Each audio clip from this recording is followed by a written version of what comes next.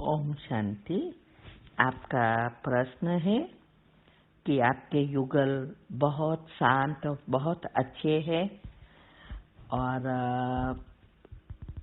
आपकी सब कुछ मानते हैं। वो पहले ज्ञान में नहीं थे, लेकिन आपने हमारी बताई हुई कमेंट्री शुरू की तो उससे वो बहुत बदल गए और अभी 7 दिन का कोर्स भी किया।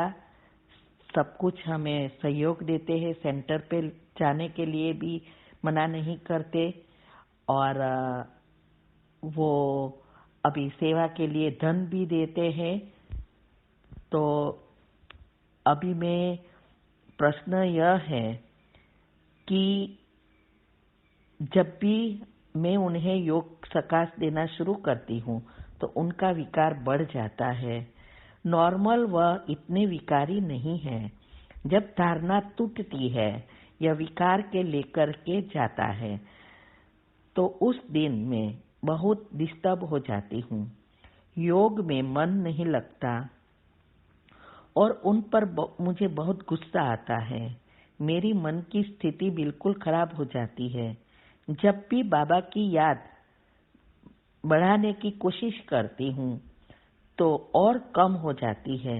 कुछ न कुछ ऐसे पेपर आते हैं। इस सब से हम कैसे बचें? अपने मन को कैसे खुश रखें?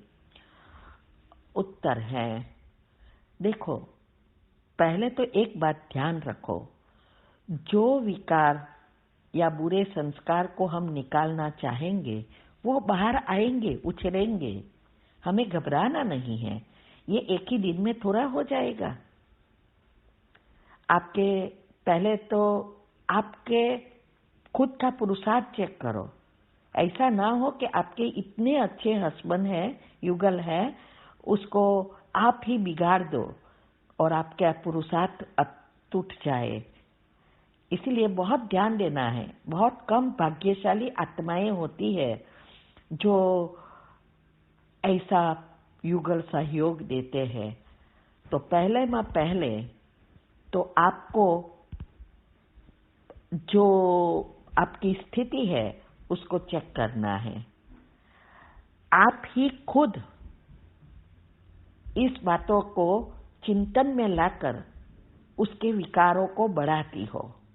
बाकी आपने ही कहा वो विकारी नहीं है, लेकिन आप जब डिस्टर्ब होती है, गुस्सा करती है और ये सब जो कुछ आप करते हो वो आप पॉजिटिव एनर्जी जितनी देते हो उससे कई गुना ज्यादा नेगेटिव एनर्जी क्रिएट करते हो।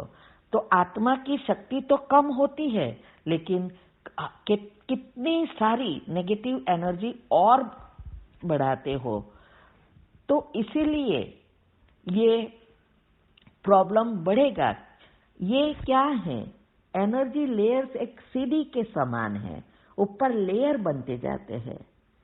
विकार में गए, उसकी विधि हमने बताई है कि कैसे हमें अपने आप को निसंकल्प रखकर जैसे कैसे बिहेव करना है और युक्ति से चलना है। हमारे मन पर असर नहीं होनी चाहिए। तो ऑटोमेटिक आपके कर्म बाहर आना बंद हो जाएगा। ये खुद आप अपने पांव पर कुल्हाड़ी मार रहे हो। तो वो समय थोड़ा था, लेकिन आपने जो चिंतन में लाए, कितने दिन तक, कितने घंटे तक आपने चलाया, तो वो पल तो चली गई। तो उसके लिए पॉजिटिव सोचने के बजाय उसी बातों पर लगातार रहेंगे तो क्या होगा? तो हमारा और परमात्मा की बीच का जो रास्ता है उसमें नेगेटिव लेयर बढ़ते ही जाएंगे। तो उनकी याद करने में प्रॉब्लम होगा, योग लगेगा नहीं। योग लगाना चाहोगे तो ये नेगेटिव बातें याद आएगी। इसीलिए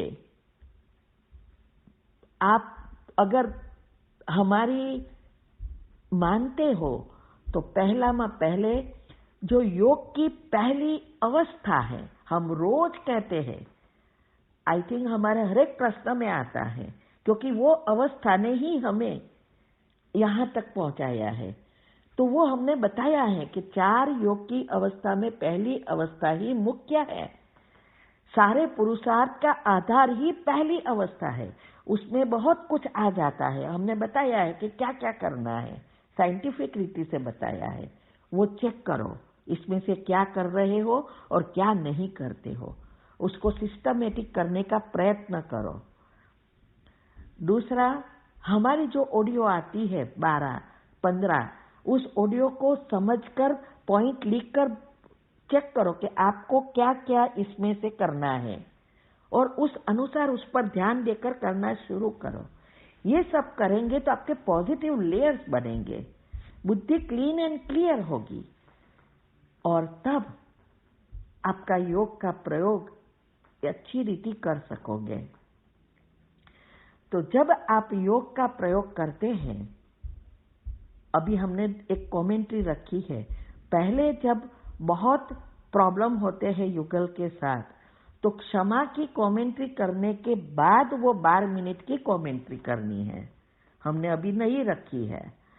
तो उसमें कर्मेंद्रियों को शीतल और जो चाहिए वो ऐड करना है और जब वो सब विकार से शांत हो जाए, सब कुछ अच्छा हो जाए, तो फिर 12 मिनट की ही करो तो भी चलेगा। लेकिन ये दोनों करनी है क्योंकि ये दोनों कमेंट्री बहुत महत्व की है। हमें दबाना नहीं है विकारों को, हमें उसको हमारी कर्मेंद्रियों को शांत कर, विकारों को शांत कर शीतल बनाना है। तो मूड से जाएगा, अंश ही नहीं रहेगा तो वंश पैदा नहीं होंगे। कितनी बार मुरली में आता है कि कोई भी ऐसे संस्कार है उसका अंश भी ना रहना चाहिए जिससे वंश पैदा हो। तो ये कर्मेंद्रियों को शीतल करने के लिए ही ये कमेंट्रीज है। तो ये रोज करनी है पावरफुल अमृत वेला के बाद। और आपको तो, आपके लिए तो बहुत इजी है क्योंकि आपके पति वैसे भी सभी बातों में सहयोगी है और आपको बहुत प्रेम करते हैं और जो प्रेम से काम होता है वो किसी चीज से नहीं होता। तो अगर आपका बिहेवियर ऐसा ही रहेगा तो आप उसके पाप कर्म बाहर लाएंगे तो फ्यूचर में ये स्वर्ग, जो आपकी जिंदगी स्वर्ग के समान है, वो नर्क के समान हो जाएगी। ना पुरुषार्थ रहेगा, ना आपके युगल के साथ संबंध रहेगा। तो हमें बहुत बहुत ध्यान देना है जब हम गृहस्थ में हैं, सब कुछ योग युक्त या युक्ति युक्त करना है। इसीलिए आज से पहले चेक करो, डिस्टर्ब होना बंद करो, गुस्सा करना बंद करो, पहली अवस्था बनाओ और बाबा की याद तब ही रहेगी और योग कर सकेंगे जब आपकी लाइन, विचारों के संकल्पों की लाइन क्लीन एंड क्लियर होगी। नहीं तो योग का प्रयोग कैसे करेंगे? जब योग का प्रयोग करने बैठेंगे तो वही बातें याद आएगी, तो एनर्जी तो पहुंचेगी नहीं क्योंकि लेयर बनते हैं ना। तो आप अच्छी एनर्जी भेजना चाहते हैं तो उसकी जगह 50 तो नेगेटिव एनर्जी लेयर्स बना देते हो, तो फिर उसको भी निकालना पड़ता है ना। जैसे एक चीज एक बिग बॉक्स में भरी है, रखी है, नीचे आपका पर्स है छोटा सा और ऊपर बहुत सारी चीजें हैं, अभी आपको निकालनी है।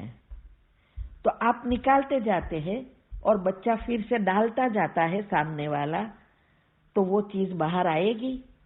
नहीं आएगी, फिर से बॉक्स में वो पड़ती ही रहेगी।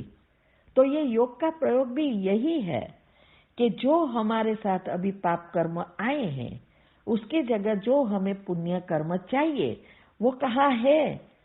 एकदम अंदर है। तो बीच का सारा नेगेटिव लेयर निकालना पड़ता है और आप अगर नेगेटिव ऊपर से डालते ही रहेंगे तो वो चीज जो आपको चाहिए वो बाहर आएगी ही नहीं।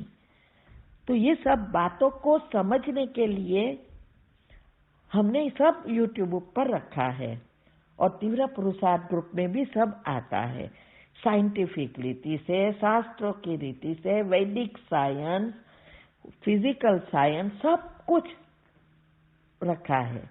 चैनल का नाम है शिव शक्ति मेडिटेशन बीके कुसुम।